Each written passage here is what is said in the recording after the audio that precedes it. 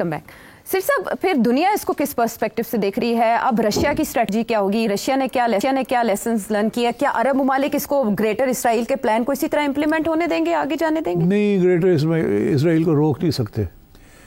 اب دیکھیے نا، 3-4 تو ملک ہیں، باقی سارے تو پہلے ہی مطلب کمزور ہیں. ایک سعودی عربیہ ہے، قطر ہے، UAE ہے، اور کون ہے؟ کوئی بھی نہیں ہے. ایجپٹ تو خیر آلریڈی ہم بہت دور ہیں، ہمارا ویسے بھی کوئی اہمیت نہیں ہے. تو سعودی عربیہ تو already doesn't want to be part of. تو میرا خیال ہے کہ سیریا کے بعد جب سیریا کو وہ بالکل ناک آؤٹ ہو گیا نا، کچھ عرصہ لگے گا، کچھ 6 مہینے سال، اس سے توجہ ہٹے گی. پھر یہ ایران کے پاس جائیں گے، چھوڑیں گے نہیں ایران کو. تو ایران کے اور ایران کے اندر جو سچویشن ہے وہاں اب خامنہ ای صاحب جو ہیں وہ اب سکسیشن کی بیٹل شروع ہو رہی ہے. وہ چاہتے ہیں ان کا بیٹا جو ہے وہ بنے، آیت اللہ بنے. اور وہاں بھی کافی مسئلے ہیں. اچھا، تو وہاں بھی یہ اب کوشش کریں گے ریجیم چینج کی. اوکے، انہوں نے شروع میں زمانے میں کی تھی کوشش ریجیم چینج. اچھا، شروع میں جب ایرانین ریولوشن ہوئی تھی تو جمی کارٹر واز پریزیڈنٹ، تو اس وقت بھی انہوں نے کوشش کی تھی کوئی اپرائزنگ کرنے کی، مگر وہ کامیاب نہیں رہی. پھر اس کے بعد بھی انہوں نے بڑی کوشش کی کہ کسی طریقے کے ساتھ اسلامک رژیم کے خلاف محاذ بنائے جائیں. یہ سارا ڈیموکریسی موومنٹ یہ وغیرہ all sort of quite a lot of it was supported and funded by the United States. اب انہوں نے میں سمجھتا ہوں اب ریجیم چینج ایران کی باری آ گئی ہے. They will go for an attempt to dethrone the ayatollahs. اور اب وہ کیسے کریں گے، کب ہوگا، وہاں بھی بڑے حالات خراب ہیں انٹرنلی، اور اس رژیم کی پاپولیرٹی نہیں ہے. اور یہ جو ڈیفیٹ ہوئی ہے، this lot of people in Iran will be thinking کہ یہ ہمیں کس جنگ میں لے گئے ہیں، اور ہار ہی ہار ہو رہی ہے. So I think focus on regime change in Iran یہ آئے گا اب آفٹر سیریا. ہاں، اچھا. تو لیکن اس میں کچھ لوگ یہ بھی تعبیر کر رہے ہیں کہ جب آپ کا اپنی عوام کے ساتھ کنیکشن نہ ہو تو پھر بشار الاسد جیسا انجام ہوتا ہے، جس طرح سے وہاں پر ون مین شو یا ڈکٹیٹرشپ رہی. میرا آپ سے سوال یہ ہے کہ ایران کے پاس اب پھر کیا آپشن ہے to counter this threat? Nuclear ہونا یا کیا؟ نہیں، نیوکلیئر تو ابھی نہیں ان کے پاس اتنی فیسلٹی کہ وہ فوراً نیوکلیئر ہو جائیں. بڑے لمیٹڈ آپشنز ہیں اس وقت. ایران کی صرف دوستی رشیا کے ساتھ، رشیا ہی ہے جو کہ ان کو سپورٹ کر رہا ہے، اور باقی تو ان کے پاس کوئی سپورٹ بیس نہیں ہے. ٹرکی جو ہے وہ تو اب ایکچولی ایران سے لیڈرشپ چھیننا چاہ رہا ہے. Turkey wants to be the leader of the Islamic world. Erdogan صاحب جو ہے وہ اپنی ایمبیشنز لے کے بیٹھے ہوئے ہیں. تو ایران، آئی تھنک ایران کی اکانومی کا بہت برا حال ہے. ایران کے اوپر سینکشنز لگے ہوئے ہیں. ایران جو ہے وہ اس وقت سروائیو کر رہا ہے، وہ تیل دے رہا ہے چائنا کو اور رشیا کو. اور رشیا کی حالت بھی اتنی اچھی نہیں ہے. یہ یوکرین وار نے اس کو کافی ڈپلیٹ کیا ہے. سو آئی ایم تھنکنگ کہ اب اور بھی پریشر آئے گا آن ایران اینڈ آن رشیا. اب کیسا آئے گا، ڈونلڈ ٹرمپ کی کیا پالیسی ہوگی، کیا وہ جو امریکن وار مشین ہے اس کا ساتھ دے گا، یا وہ پیوٹن کے ساتھ کوئی مکمکا کر کے یہ جنگ ختم کرے گا، آئی کانٹ سے. مگر مجھے یہ پتا ہے کہ ایران کے پیچھا یہ نہیں چھوڑیں گے. اچھا. اور جو رشیا کی پوزیشن ہے شام میں، جو 2 فوجی اڈے 2015 میں حوالے کیے گئے تھے، ان کا کیا مستقبل ہے؟ وہ میرے خیال چھوڑنے پڑیں گے. وہ اچھا، وہ شاید افریقہ کے اندر آپ کو ڈھونڈیں اپنے نئے اڈے. ابھی تو ان کے پاس ہیں. ہو سکتا ہے کہ وہ کہیں نئی رژیم کو کہ ہمیں رہنے دیں، ہم آپ کو امداد بھی کرتے ہیں. بیکاز میں نے کہا نا دوحہ کے اندر جو مذاکرات جو تھے اس میں رشین اور ٹرکی بہت اسٹرانگ، اور قطر کہ جی آپ مکمکا کریں اور کوئی سیٹلمنٹ کریں آپ. مگر اسد نے بات نہیں مانی. تو اب ہو سکتا ہے رشین جا کے ان کو کہیں کہ ویل سپورٹ یو، آپ کی گورنمنٹ کو آپ سیدھا CIA کے کیمپ میں مت جائیں یا اسرائیل کے کیمپ میں مت جائیں. تو ہو سکتا ہے کہ یہ جو آئے ہیں لوگ، ہوتا یہ ہے کہ آپ کسی گروپ کو سپورٹ کرتے ہیں، جب وہ پاور میں آ جاتا ہے نا تو پھر وہ ساری باتیں آپ کی نہیں سنتا. وہ پھر سوچتا ہے یار میں ادھر بھی کر لوں، ادھر بھی کر لوں، میں ایک کے اوپر کیوں ڈپینڈنٹ ہوں. تو یہ جولانی صاحب جو ہیں یہ اب بنائیں گے، گورنمنٹ بنائیں گے وہاں. وہ جو باقی چھوٹے چھوٹے گروپس ہیں ان کے ساتھ مذاکرات شروع کریں گے. کچھ مان جائیں گے، کچھ نہیں مانیں گے، کچھ ٹھوس لگی رہے گی.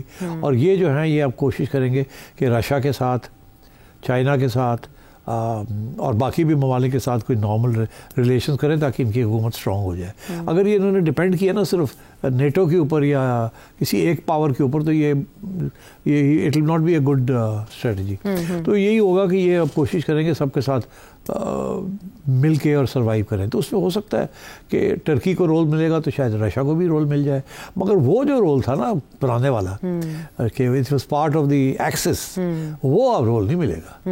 مشرق وسطیٰ مکمل طور پہ ٹرانسفارم ہوتا دیکھ رہے ہیں آپ. وہ ہو گیا اب ڈیلیبریٹ ڈیزائن. ایبسلیوٹلی، یہ پہلے دن سے یہ ڈیلیبریٹ ڈیزائن تھا اور وہ ڈیزائن پورا ہو رہا ہے اب. اور یہ جو ساری اٹیک تھی this was part of the process کہ یہ پیلسٹائن کا مسئلہ جو ہے جینوسائڈ کے ساتھ ختم کرنا پڑے گا، ٹیریٹری سیز کرنی پڑے گی. دیکھیے انہوں نے جب ایجپٹ کی ٹیریٹری سیز کی تھی آفٹر دی ایجپشن اسرائیلی وار 1973 میں غالباً ہوا، تو اس کے بعد انہوں نے ٹیریٹری تو کبھی واپس نہیں کی، اس کو نیوٹرلائز کر دیا، ایک قسم کا نیوٹرل زون بنا دیا، but never return the territory to Egypt in a real sense. نہ ہی وہ گولان ہائٹس پہ جب کے بیٹھے ہوئے they have not returned it to Syria, اور اب وہ اور آگے چلے گئے. Now they widen. اب میں آپ کو ایک بات بتا دوں، ابھی اسرائیل کے اندر وہ جو رائٹ ونگ گروپس ہیں جی وہ کہہ رہے ہیں کہ دماسکس جو ہے وہ اب اسرائیل کا حصہ ہے. یہ انہوں نے کہنا شروع کر دیا ہے، it's part of the state. تو انہوں نے تو کانکویسٹ، تو اور اب وہ ان کی یہ کوشش ہوگی کہ یہ جو اسرائیلی یہ جو پیلسٹینین کو نکالا ہے ویسٹ بینک سے یا غازہ سے، ان کو اب سیٹل کیا جائے سیریا کے اندر، ان کو سیریا بھیجا جائے.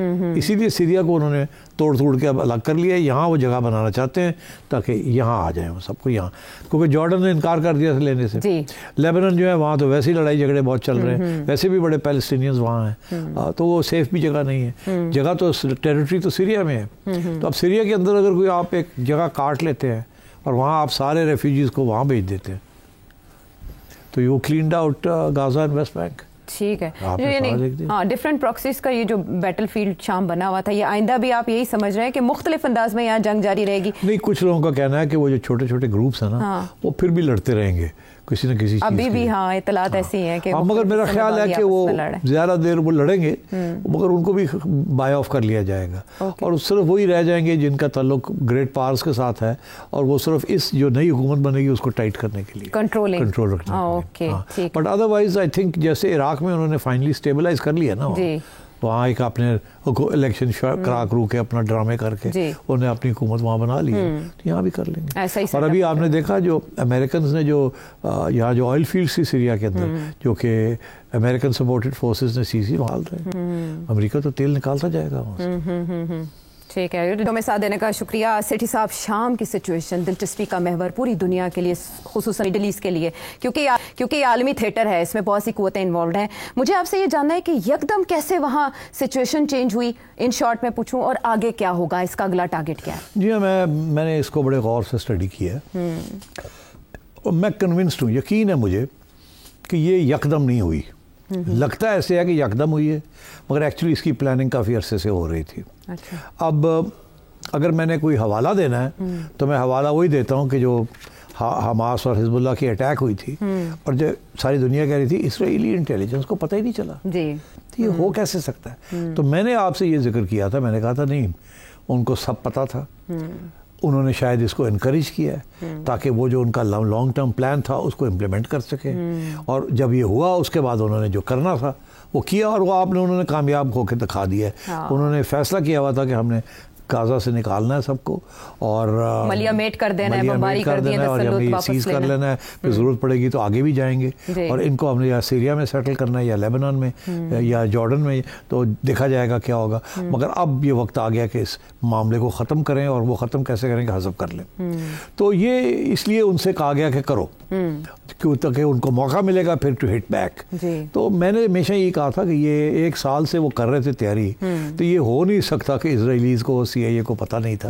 میں نے یہی کہا تھا کہ وہ خود کروانا چاہ رہے ہیں تاکہ ان کو ایک جواز مل جائے کرنے کے لیے جو کچھ انہوں نے کیا. تو وہ اس میں کامیاب ہو گئے. اب کیا سچویشن ہوئی ہے، انہوں نے ایران کو نیوٹرلائز کر دیا، انہوں نے حزب اللہ کو اڑا کے رکھ دیا، انہوں نے حماس کو اڑا کے رکھ دیا. ایسے کیا ان کو تو میرا خیال ہے کافی सालों के पीछे धकेल दिया जी। और अब उन्होंने फॉलो अप करते करते उन्होंने लेबनान के अंदर भी जगह ले ली, टेरिटरी खींच ली, वहाँ भी पहुँच गए हैं और ईरान के ऊपर भी हमला कर दिया और ईरान ने कोई जवाब दे नहीं सकता। उनको पता है कि थोड़ा और किया तो वो और भी कर देंगे, क्योंकि अमेरिका उनके साथ है और कुछ मिडिल ईस्ट के ममालिक हैं वो भी उनके साथ है। तो इसलिए so this whole thing has backfired on the axis of resistance जिसे कहते हैं। वो ईरान ने एक एक्सिस ऑफ रेजिस्टेंस बनाई हुई है।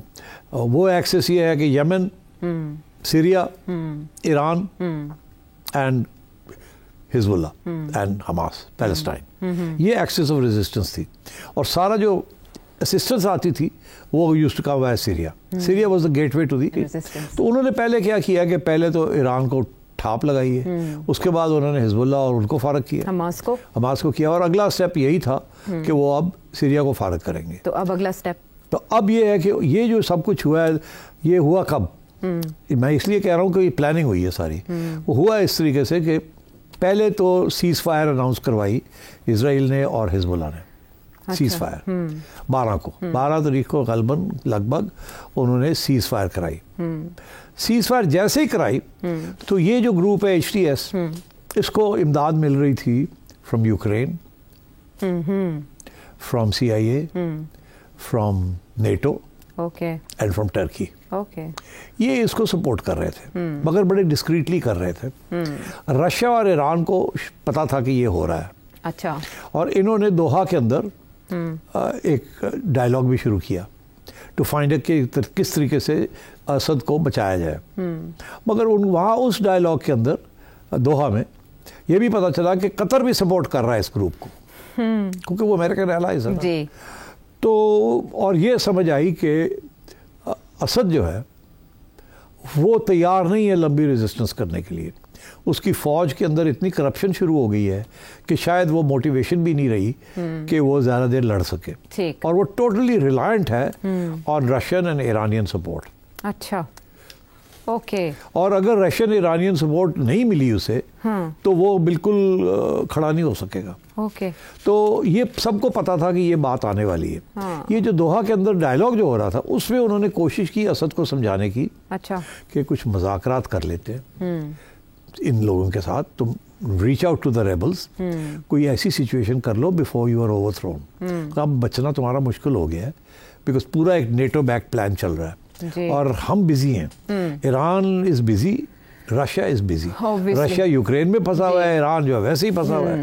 तो अब हम उस तरीके से तुम्हारी हेल्प नहीं कर सकेंगे अगर ये लोग आ गए तो तुम्हारे, और वो आ रहे हैं, वो तैयारी में है। और सबको पता था कि ये तैयारी हो रही है जी।